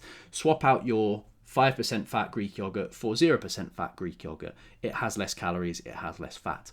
But what you're teaching there is, how do you look for less calories? Very useful skill. I do agree. Very useful skill for someone to be able to do that. But it's taken out the context of, why is actually having some fats in your diet beneficial, and what factor does that play into your health overall, and then in turn your ability to adhere to a diet in the long run. Yogurt, yeah, have the same amount of calories in a bowl of fat-free yogurt and the same amount of calories in a bowl of full-fat yogurt, and then tell me how hungry you are in 3 hours' time. Exactly. It's your this is, I think this is where you struggle with things, right? Is that when you strip away nutrients, your body isn't looking for, I mean, it's looking for calories in a sense that it needs energy, right? But it is looking for nutrients to be healthy and carry out all the processes that your body needs to undertake. Fats are essential for your body to be healthy and be able to kind of produce hormones and work optimally. You reduce all your fats from if you took all your fats out from your diet, you would be very unhealthy very quickly. It's very similar if you go onto a very restrictive, again, let's say carnivore. We spoke about carnivore there. There's probably a fuck ton of benefits to that, but you are reducing a load of the micronutrients that you're getting into your diet. If you go into a more like granular level of what you're consuming, you've stripped back a ton of micronutrients. What effect is that going to have on your body? Is your body able to sustain a healthy, living environment in doing so? I don't know. I've never experienced it myself. I I don't think think there's that's a enough good data on it. question in general, with like how, like, you look at the only real way to do long-term research is through epidemiological studies. So the problem is that I don't think it's like, you see so many people say, like, oh, in the long term it's going to be really bad for you. How do you know? The only way you can know by potentially analyzing cultures who eat in that specific You have to look way. at blue zones and stuff, don't you? Really, you have to look at Japan, look at the Mediterranean. What do they do? But it's not Then just the what they diet as don't. well. Exactly. So, like, you'll see that, like, so for example, this is where I have a bit of qualm with like the microbiome research. A lot of it's done in the Hadza tribe. I believe they're in Tanzania, and they basically eat up to like 150 grams of fiber a day. Like, that's a lot of fiber.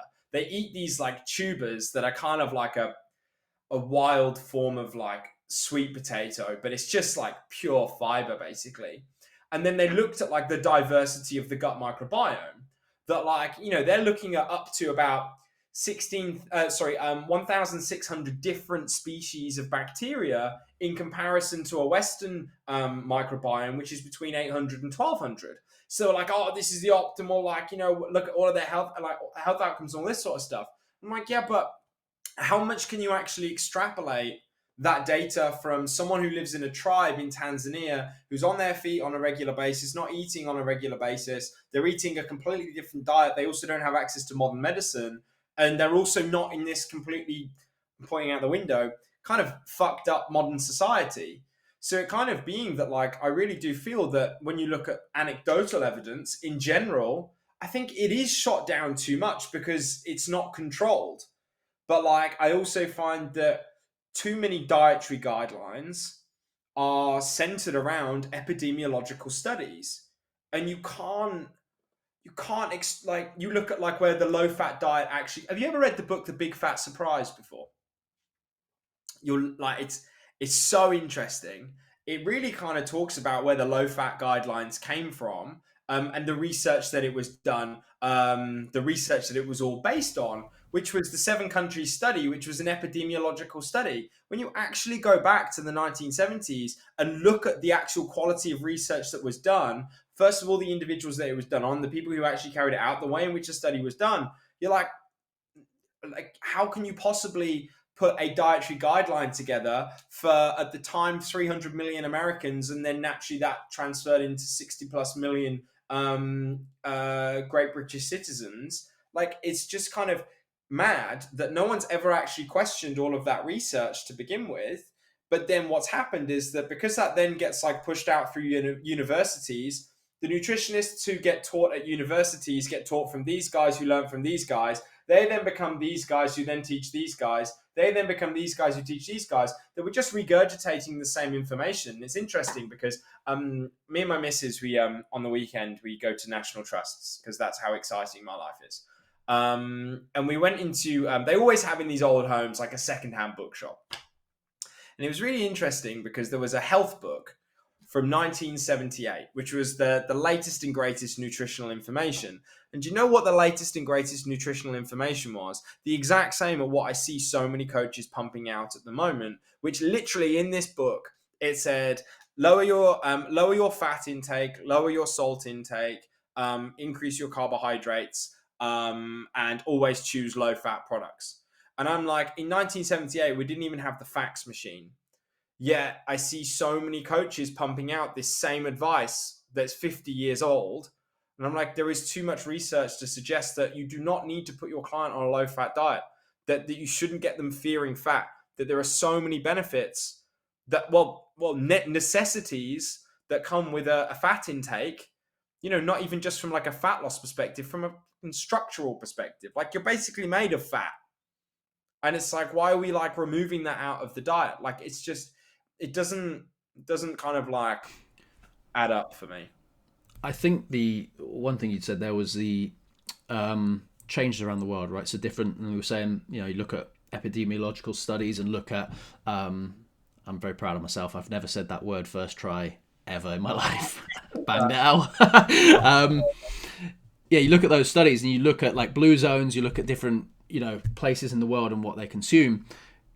Looking at your biome, it plays a role in your digestion. So your body is going to adapt to what you consume. If you eat more meat, it's going to adapt to that. If you eat a lot of carbs, it's going to adapt to that to help in that process. So when you look at that tribe who are eating tons and tons of fiber, well, their digestive system is going to adjust to that to help them actually be able to break it down. If I went and ate 150 grams of fiber now, I would be so backed up that it would just be be painful. It's not like advised to do, right? So you tend to see these things happen. But the other thing that you've got to factor in is there are other factors around that. So you can't just take everything at face value. You have to understand that, okay, well, what else are these blue zones doing? You look at somewhere like Italy, well, they're eating maybe a lot of bread, a lot of pasta and things like that. But is it a lot? It's maybe frequent, but what's the portion sizes? We compare a UK portion size to an American portion size, vast differences. The quality of it, what kind of wheat and stuff are they using? Is it more natural? Is it more organic? Again, you can have the argument whether organic is better or not. Again, on paper and in studies, they go, well, there's no difference. But actually, organic stuff, at least if it's grown in the UK, will not use pesticides. Well, those pesticides can leach into your foods, and then that causes imbalances and stuff. So my point is you're looking at the bigger picture of what's going on in these areas. And if you do the same with your clients, you can look beyond just the food and what's happening on paper and go, what's happening outside of this? I mean, the advice for, like you're saying there as well with studies and kind of the advice that's given, the advice that is given, how can I say this, isn't always best aligned with what is actually best for people. So what I mean by that is, if you look at the government recommended allowance of protein in the UK, 0.8 grams is what they tell you to eat per, I can't remember if it's pound per pound or kilo, whatever it is. They are not assuming that the person who is doing that is a bodybuilder or is a power lifter, and you are going to need a lot more than that to be able to sustain your health. Even if you take someone who doesn't train, there are variances in populations, and you go off like the 90th, 95th percentile. Well, that is what most people who just want to be healthy and kind of be alive will need. The government recommendations in the UK for fruit and vegetables, 5 servings a day. I'm sure everyone thinks, you know what, that's how many servings of fruit and vegetables I need per day to be healthy. Well, what is a serving of fruit and vegetables? It's about 80 grams of vegetables in the UK. But is that the same worldwide? Absolutely not. In Japan, 14 servings of fruit and vegetables per day to be healthy. What is a serving size in Japan? I don't actually know what a serving size is considered there. Is that equivalent to 5 over here of 80 grams? I don't know. I don't know what the ins and outs of it are. But my point is that a lot of the recommendations that you will be given are averages across, and again, it comes back to what you're saying about studies and having outliers and everyone is different. You are looking at the averages to best inform you what for the average person is best, but it doesn't mean that people in life are not outliers, and you have them across the board all the time. And if you can take that approach to how you program and go, I do have my hammer, I do have my saw, I do have my screwdriver, these are the ones I use 90% of the time, 80% of the time. But there are going to be people who come in and you do require like an adjustable wrench, or you do require like a special tool that you have to go to the shops and get. Like, these are things that are going to be in place. And if you can learn to utilize these in a better way and not be afraid of them and not be scared of them, and when someone says, oh, carnivore, and you go, whoa, no, and learn that actually for some people that does work. Again, is there any strong, conclusive evidence to say that carnivore is a healthy way to eat? No, we haven't got anything that says this is definitely good. Doesn't exist. Does that mean that it can't play a role in someone's ability to lose weight over time? Absolutely not. There are some amazing first-hand experiences from people who have seen this, like more famous ones. If you want to look at that, you listen to this and you want to look these up. Someone like Jordan Peterson and his daughter Michaela Peterson both have long-standing health disorders that have completely cleared up off the back of it. Jordan Peterson was suffering with depression. I think he had some sort of skin. Something happened with his skin. He was finding he was very lethargic. Like, across the board, just wasn't doing well. Switched to a carnivore diet. Meat, salt, that's all he ate, completely cleared up. Very similar results with his daughter, Michaela Peterson. I think she did a debate actually recently, which was really good to listen, and I think it was Oxford University. It's a really good debate. If you want to, if anyone is listening, you want to go watch that. It's fantastic, and it's just about that kind of anecdotal experience. They're not standing up there and saying, "Oh, look at this, you have to go and do this," but they're saying firsthand, "I've done this." I can tell you right now, I could take myself and I can, what are we on now? 6 o'clock. I'm not even hungry. I could go till 8 o'clock, 9 o'clock. If I needed to, I could go all day and not eat. You put someone else in my scenario and go, right, you can't eat till 8 o'clock. They're like, fuck. Now, one person, again, exact same scenario, may respond to that and go, fuck, right, okay, I'll keep myself busy and not think about food too much. Brilliant. I'm not eating till 8 o'clock. Put back on my mind anyway. The other person suddenly is in, oh, fuck, I can't eat till 8 o'clock, but I need to eat food, I need to eat this, and they keep walking around the shops and they're like, fuck, there's croissants over there, I can't eat. So people respond to things in very different ways. I'm sure we could talk about this for hours and hours and hours, and there is so many avenues with nutrition that you can kind of delve down, and potentially we can do a second episode on this because I think it's very, very interesting. But I think the key take home for people and coaches, if you're working with your clients, is you are going to have across the board an average approach which does work for most people. That does exist, and for a lot of people it will work. But you have to understand that people are individuals and they require different approaches to get the same outcome. Even if you don't massively like it, it can still be a good approach for that individual. And what is optimal on paper is not optimal for the individual. And if you can optimize for the individual, that's typically where you see the best results. one of the best questions I like to ask, or we ask this every single time to everyone on the podcast, is I call it the elevator question.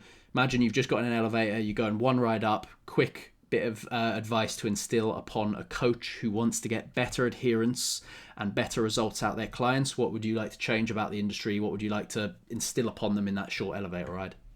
Spend some time understanding your client, understand their problems, understand their pain. Something we haven't spoken about, which is understand their why. What is their primary purpose as to why they've come to you? What is the pain that this is causing them? And what is the pleasure that they'll experience having actually followed everything that you've told them to do? So you've got to give them a good enough reason, but that reason comes off the back of fully understanding them.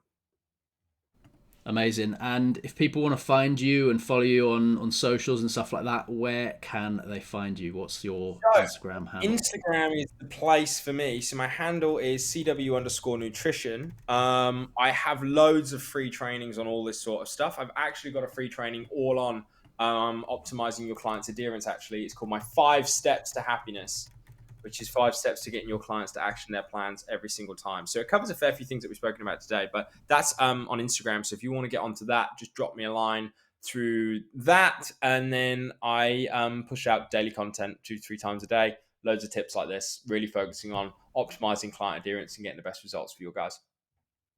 Beautiful. Well, I very much enjoyed today's episode. It's woken me up a hell of a lot. So I'm feeling a lot more energized now. But yeah, thank you very much for everyone listening. As always, massively, massively appreciate the support. If you know a coach, a PT who is trying to level up their nutrition, trying to get better results out of their clients in terms of fat loss, muscle gain, in terms of gaining weight, losing weight, whatever it is across the board. Maybe you know someone who's struggling at the moment with a client who just isn't adhering so much.